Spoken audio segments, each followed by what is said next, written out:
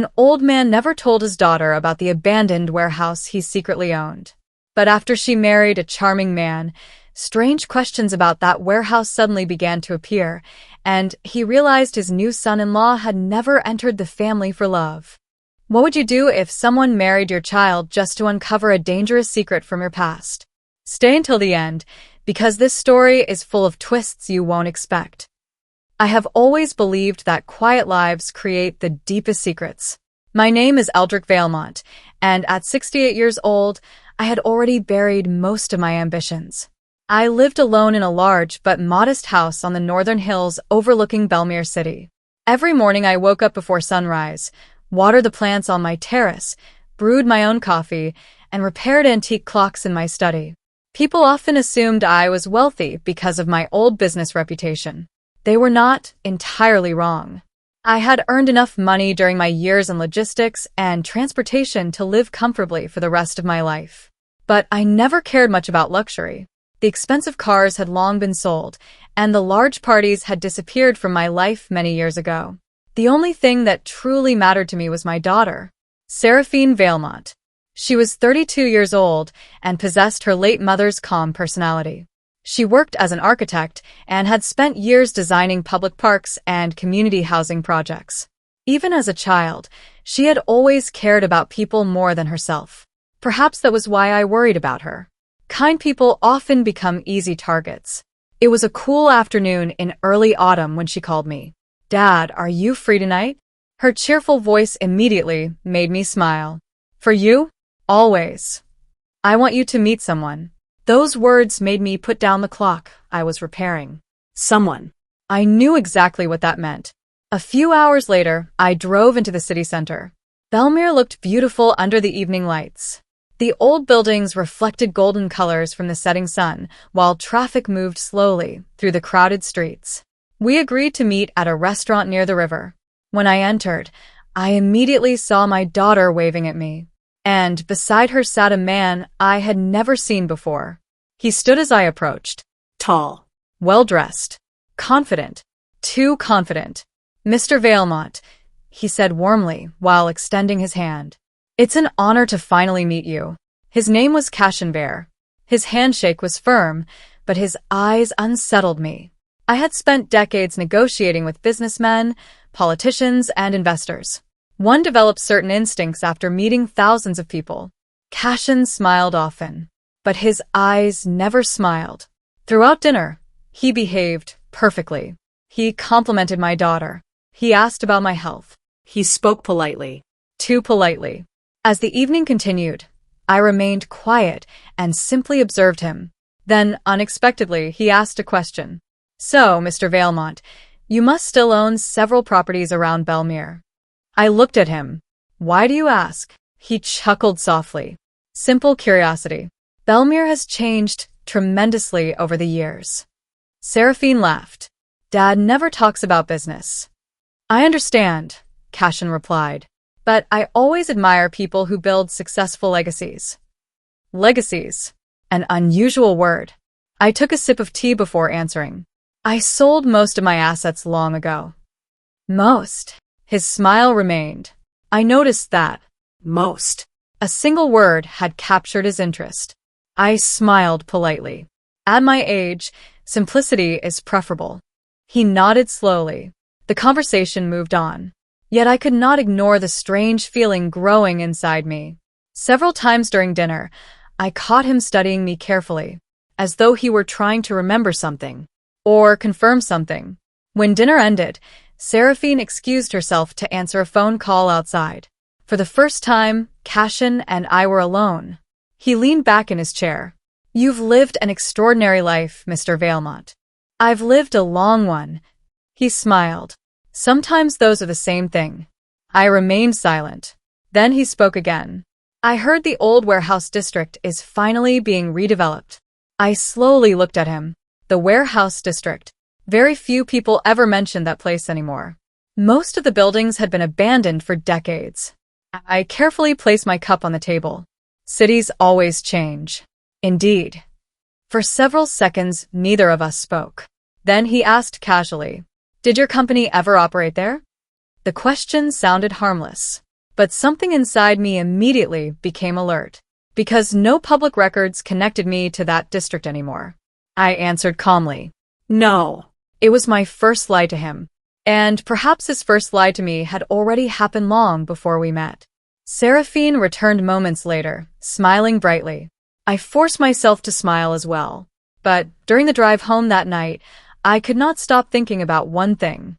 Out of all the places in Belmere, why had he mentioned the warehouse district?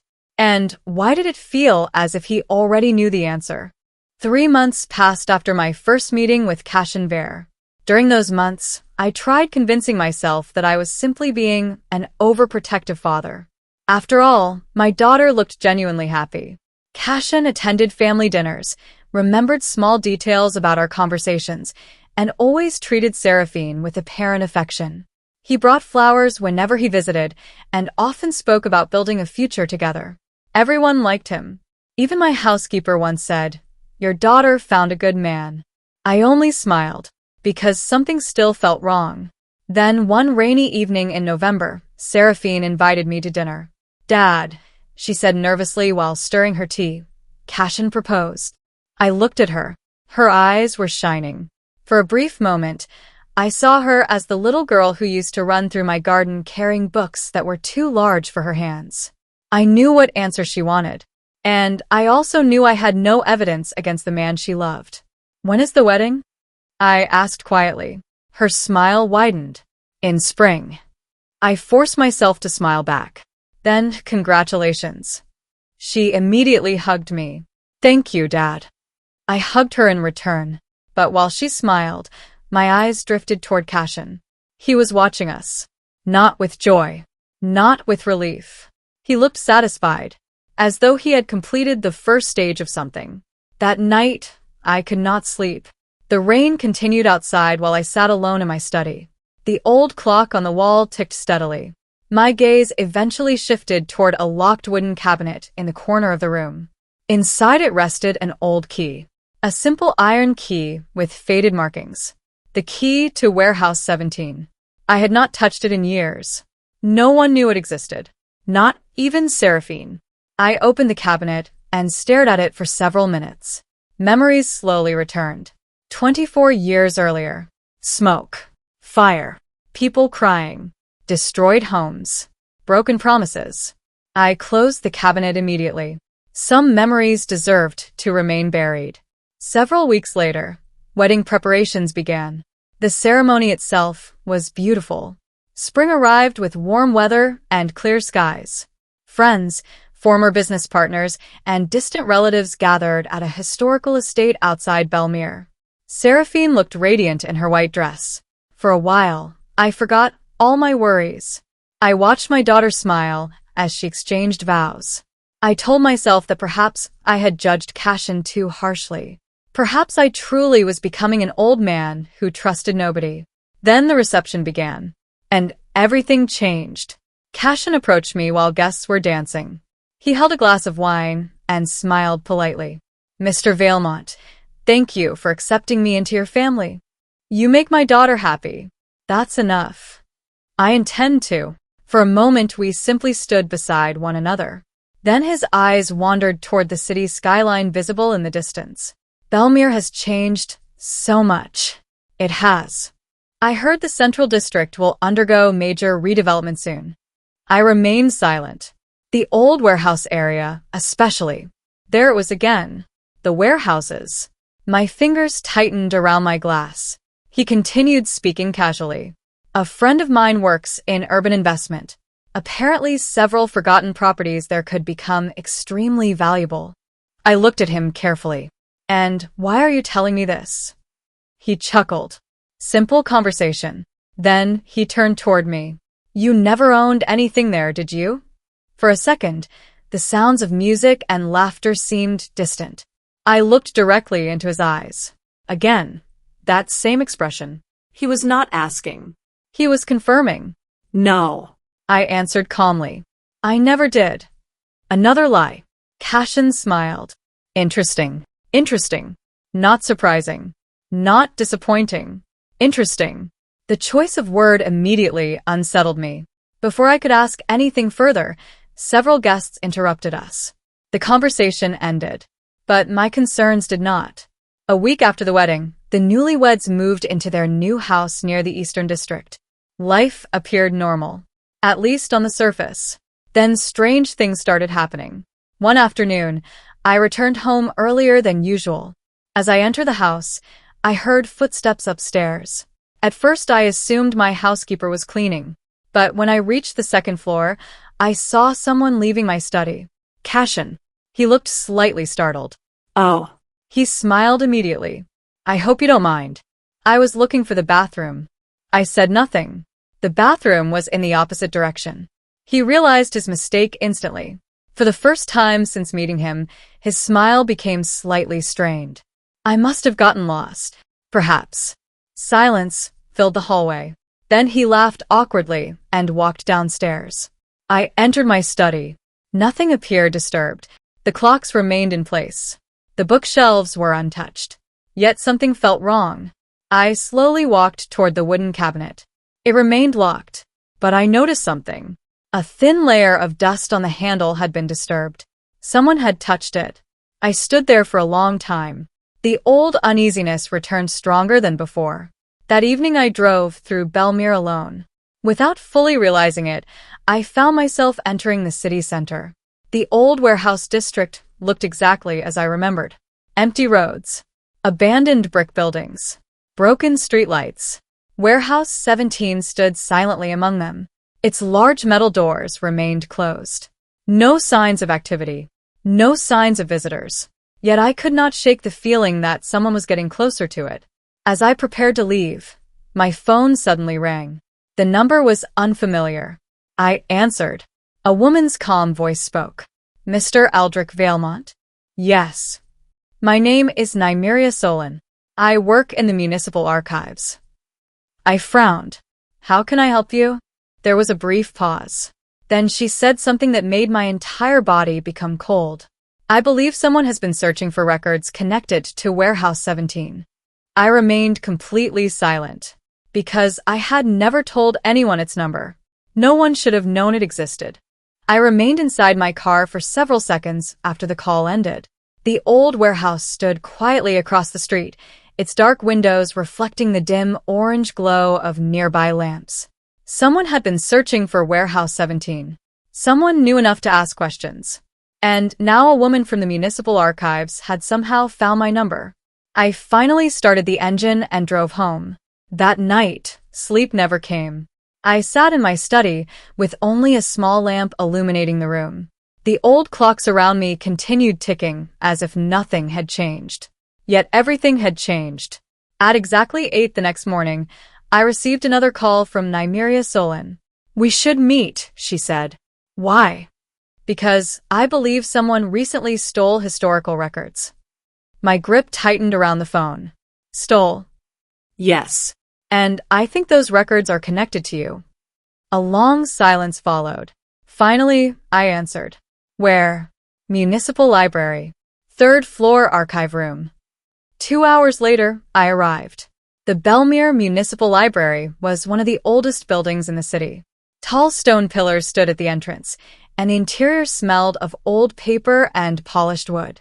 The 3rd floor was nearly empty. I immediately recognized Nymeria. She appeared to be in her early 40s, wearing simple glasses and dark clothing. Her expression was calm, but serious. You came. You said records were stolen. She nodded and motioned for me to sit. Without wasting time, she opened several folders. Old maps, property deeds, archived newspaper articles. Then she slid one document toward me. I froze. At the top of the page was written, Warehouse District Property Registry. Where did you get this? I asked. It was hidden in our restricted archive section. I looked at her carefully. And why are you involved? Nymeria folded her hands. Because someone illegally requested access to these files 3 weeks ago. My heart became heavy. Who? She hesitated. Then she placed another document on the table. I looked at the signature. Cashin Ver.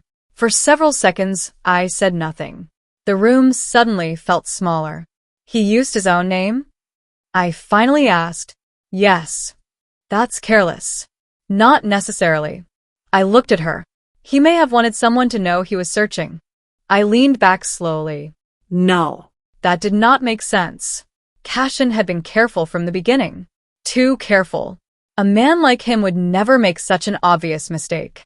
Nymeria seemed to read my thoughts. There is more. She opened another folder. This signature was submitted with identification documents. She handed me a photocopy. I looked at it. Then my blood ran cold. The man in the photograph was indeed Cashin. But the name beneath the picture was completely different. Lucien Drax.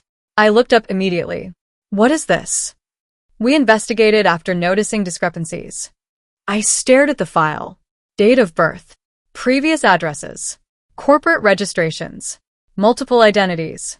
Everything pointed toward one conclusion. Cashin Vare did not exist. At least, not originally. He changed his name? I whispered. Nymeria nodded. And not only once. She opened another file. Another identity. Another passport. Another city. I suddenly remembered his perfect manners.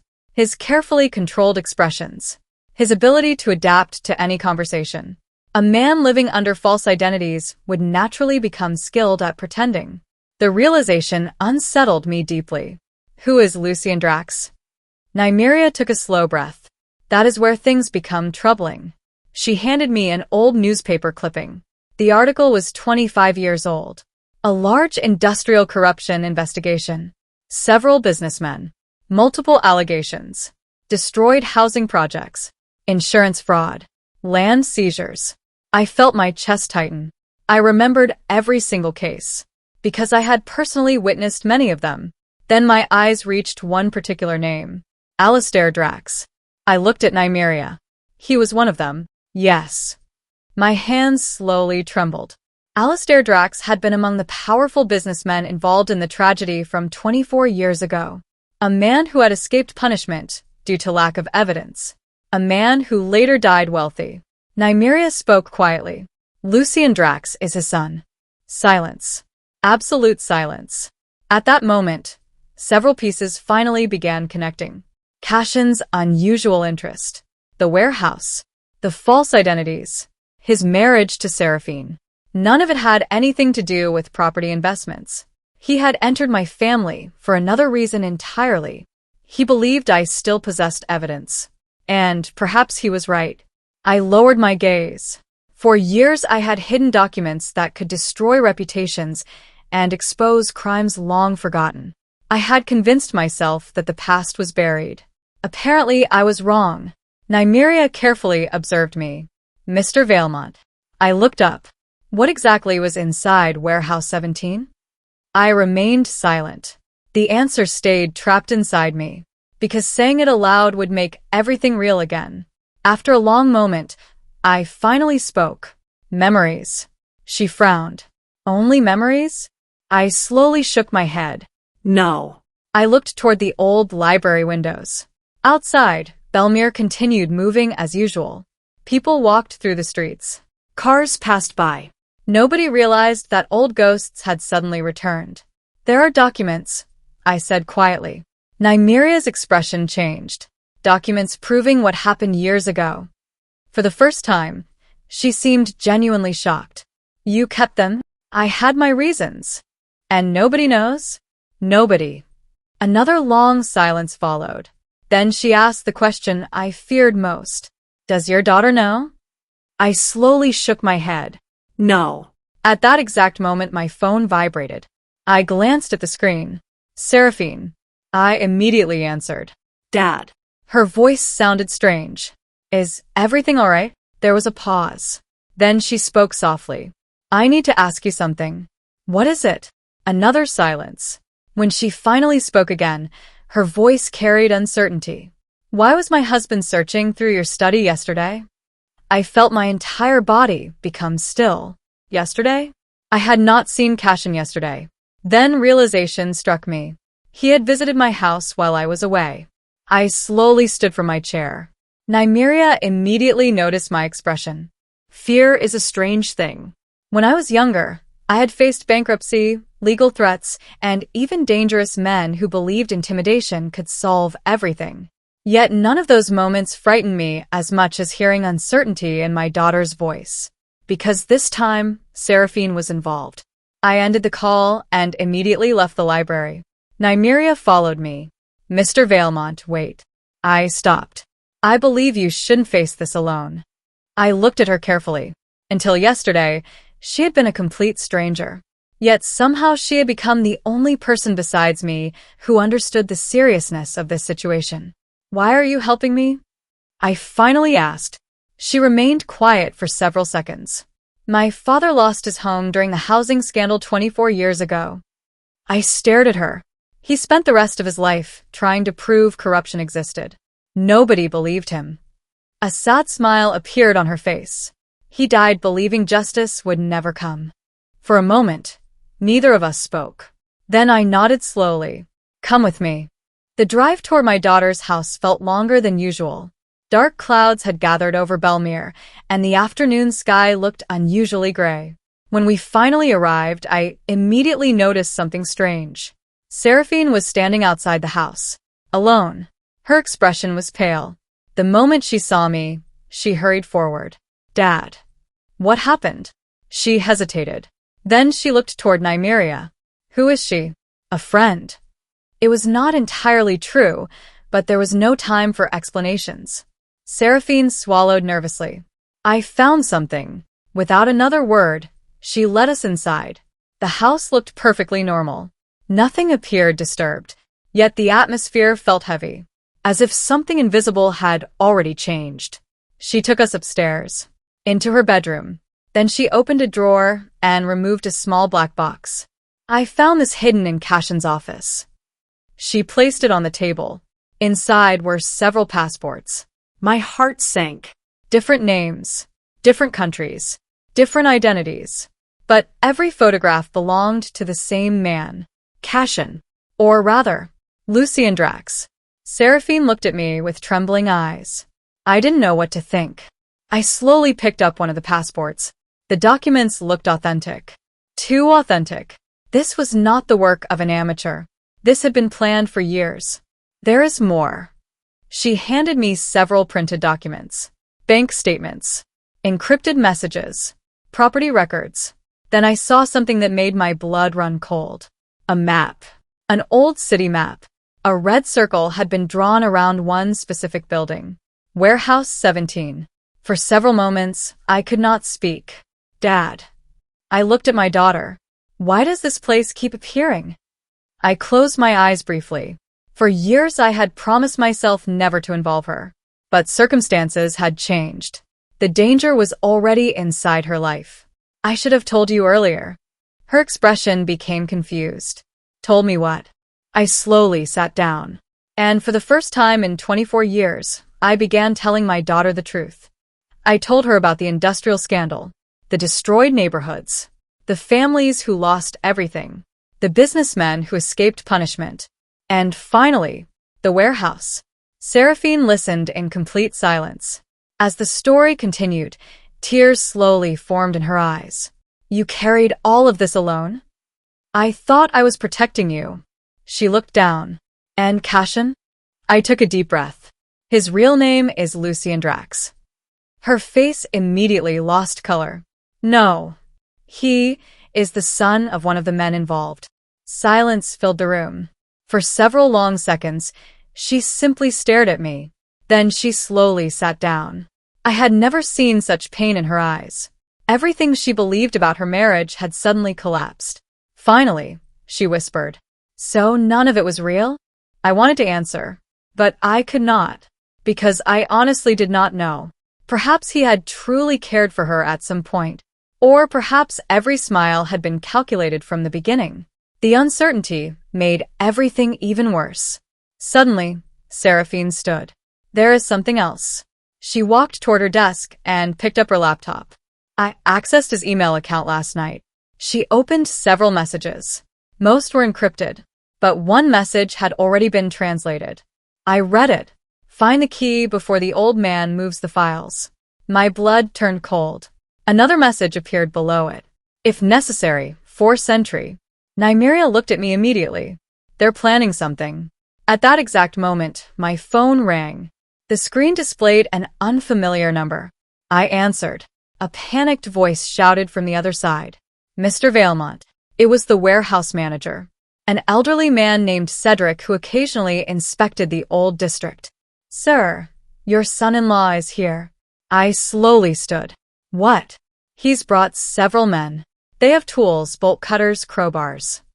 The man sounded terrified. They're trying to enter warehouse 17. Seraphine covered her mouth. Nymeria immediately stood as well. For several seconds, I said nothing. I simply looked out the window. Rain had finally begun falling over Belmere. After 24 years, the moment I had feared had finally arrived. And, strangely, I felt calm. Because there was one thing Lucy and Drax did not know. One thing nobody knew. 5 years earlier, I had already prepared for this possibility. I slowly put on my coat. Seraphine looked at me anxiously. Dad, what are we going to do? I turned toward her. For the first time that day, I smiled. Because the warehouse no longer contained what everyone believed it did. I've been waiting for this. Both women stared at me. Then I picked up my car keys. Let's go. Rain poured heavily as we drove toward the old warehouse district. The streets of Belmere looked different under the storm. Traffic lights reflected on wet pavement, and strong winds pushed leaves across the roads. Inside the car, nobody spoke. Seraphine sat beside me, staring silently through the window. Nymeria was in the back seat, reading through the documents she had brought from the archives. Every minute felt unusually long. Finally, after nearly 20 minutes, the old district appeared ahead of us. Abandoned factories stood like forgotten monuments.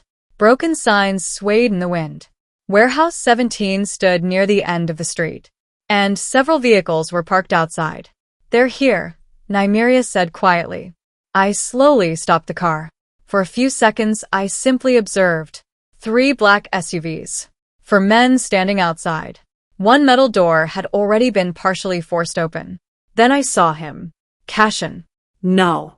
Lucy and Drax. He stood beneath the rain wearing a dark coat, giving instructions to the men beside him. Seraphine's breathing became unsteady. I can't believe this. I looked at her.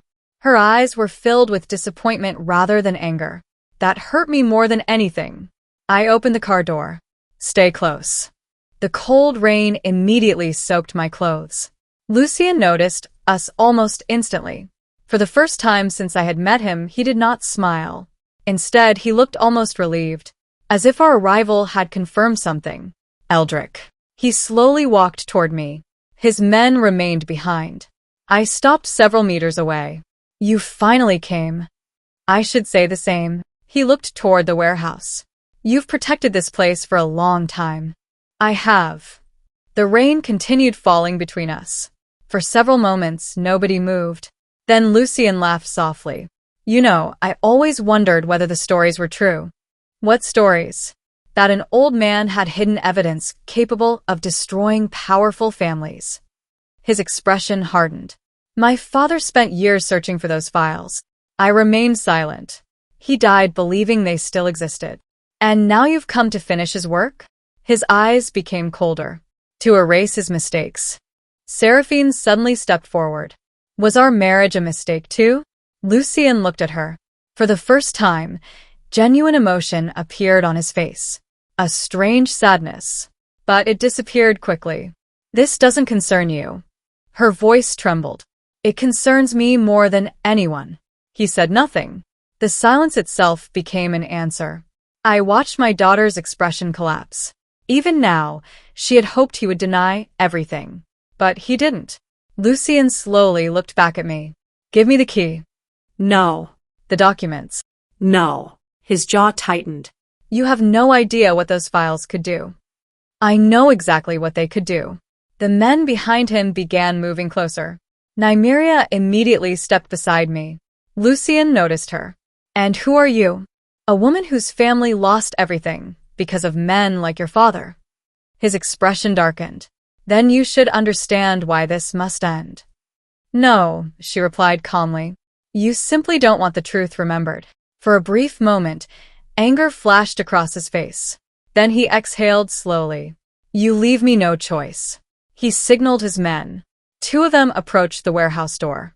A loud metallic sound echoed through the district. The old lock finally broke. One of the men shouted, "It's open!" Lucien immediately turned toward the entrance. He looked at me one last time. This could have been avoided. Then he walked inside. The others followed. Seraphine looked at me nervously. Dad. I simply stood there. Come. Because everything was proceeding exactly as I expected. Nymeria frowned. You're not stopping them? I slowly smiled. There is nothing inside. Both women looked at me. What? I looked toward Warehouse 17. 5 years ago, I moved everything. Silence. Even Seraphine seemed shocked. You moved the evidence? Every document. Nymeria blinked repeatedly. Then, why keep the warehouse? Because eventually someone would come searching. At that moment, flashing lights suddenly appeared at the end of the street. Police vehicles. Several of them. They rapidly entered the district. Seraphine stared at me. You called them? I slowly shook my head. No. Another car arrived behind the police. A dark sedan. The door opened. A middle-aged man stepped out carrying several folders. Nymeria immediately recognized him. Judge Halvern. The man nodded. I received your message. I looked at Nymeria. You contacted him? She nodded quietly. I wasn't certain what we would find, but I thought someone should know. The judge approached us. Mr. Valemont. I greeted him politely. I understand the situation. He looked toward the warehouse. And fortunately, so do the authorities. Before I could ask anything, several officers suddenly rushed toward the entrance. Moments later, loud shouting erupted inside. Then came another voice. Police. Nobody move. More shouting followed. A few seconds later, Lucien emerged from the warehouse. He looked furious and confused. There is nothing inside. The judge calmly looked at him. That is not our primary concern. Lucien frowned. What? The judge opened one of his folders. For the past 11 months, authorities have been investigating financial crimes connected to several false identities. Lucien's face slowly changed. The judge continued. Money laundering. Fraud. Forgery. International asset concealment. Rain continued falling. Nobody spoke. Then the judge looked directly at him. And tonight, we now have witnesses and evidence of illegal entry, attempted destruction of historical records, and conspiracy. For the first time, I saw fear in Lucien's eyes. Real fear. This is ridiculous. It is unfortunate, the judge replied calmly, that you chose tonight to confirm our suspicions. Lucien looked at me, then at Nymeria, then at Seraphine. Finally, he understood. This had never been about the warehouse. The warehouse had become a trap, a place where he revealed himself. The rain finally stopped shortly before dawn. By the time I returned home, the sky above Belmere had begun turning pale blue. I stood on my terrace holding a cup of coffee, listening to the quiet sounds of the morning. For the first time in many years, I felt tired. Not physically, emotionally.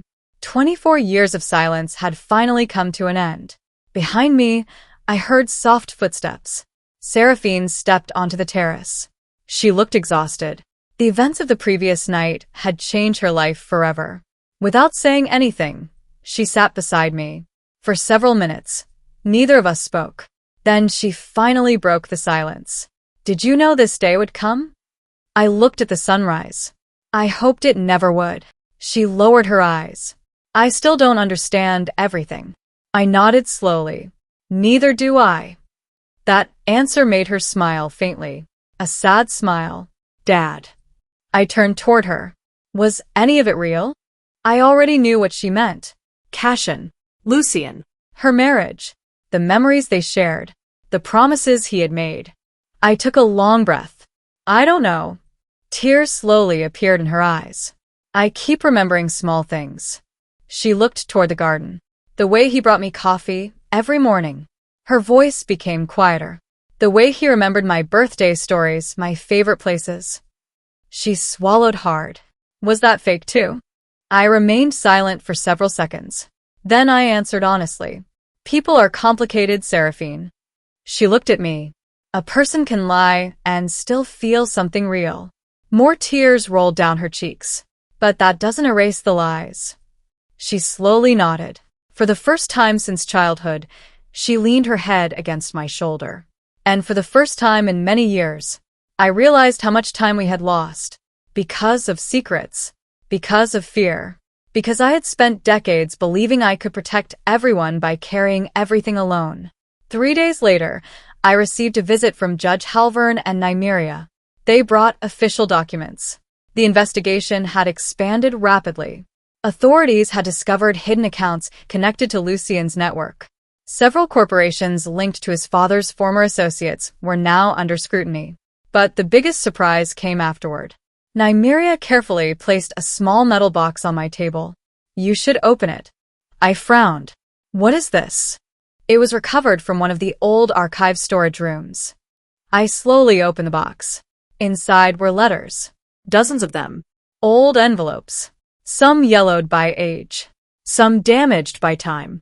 I immediately recognized several names. Families from 24 years ago. People who had lost homes during the corruption scandal. People who had written to city officials asking for justice. I carefully unfolded one letter. The handwriting was uneven. Please do not take our home away. My children have nowhere else to go. Another letter. My husband died during the fire. Nobody will listen to us. Another. We only want the truth. I closed my eyes. For years, I had protected evidence. But I had forgotten something. Those documents were not simply records. They represented lives. Real people. Real suffering. Nymeria quietly sat across from me. My father wrote one of those letters. I looked at her. She smiled sadly. He never received a response. Silence filled the room. Then she continued. But maybe now he finally will. A week later, I made a decision. One I should have made long ago. Together with Judge Halvern, Nymeria, and several investigators, we released every remaining document. Every file. Every contract. Every hidden transaction. Everything. The story immediately spread throughout Belmere. Then throughout the country. News stations covered the scandal for weeks. Former officials were questioned. Corporate executives resigned. Long-forgotten cases were reopened. The public reaction was overwhelming. But the most emotional moment came a month later. Several families contacted me personally. Some had spent decades searching for answers. Others simply wanted acknowledgement. One elderly woman held my hands and cried. I thought everyone forgot us. I could not answer her, because I had asked myself the same question many times. Fortunately, they had not been forgotten. They had simply been waiting. Months passed. Compensation programs were finally established. Properties taken illegally were investigated. Several surviving families received financial restitution. It was not enough to erase the past, but it was a beginning. As for Lucien Drax, his situation continued deteriorating. The fraud investigations uncovered enormous financial crimes. Multiple false identities. Forgery. International money laundering. Conspiracy. His carefully constructed life collapsed piece by piece. Ironically, the very thing he tried to protect became the reason for his downfall. His family name. His father's legacy. His obsession with controlling the past had destroyed his future. That was his karma. Not death. Not revenge. But living long enough to watch everything he built disappear. One afternoon, several months later, Seraphine moved back into my house temporarily. The divorce process had already begun. Healing would take time. But she was trying. One evening, we sat together in study. The old clocks continued ticking softly around us. She looked toward the wooden cabinet. The key is still there? I smiled. Yes. She laughed softly. After everything, you still keep it. I stood and opened the cabinet. Then I handed her the old iron key. For years, nobody had touched it. She looked at it carefully. So this little thing caused all of that. In a way. She remained silent for several moments. Then she looked at me. You know, Dad, What? You should have trusted me sooner. I smiled sadly. I know. She gently squeezed my hand. And I should have visited more often. For the first time in a long while, we both laughed. Outside, the evening sun slowly disappeared behind Belmere. The city looked peaceful, Different. lighter. I finally realized something. Some secrets protect people, but some secrets become walls. And walls eventually separate the people we love. I spent 24 years guarding a warehouse because I believed silence was responsibility. I was wrong. Responsibility also means trusting others.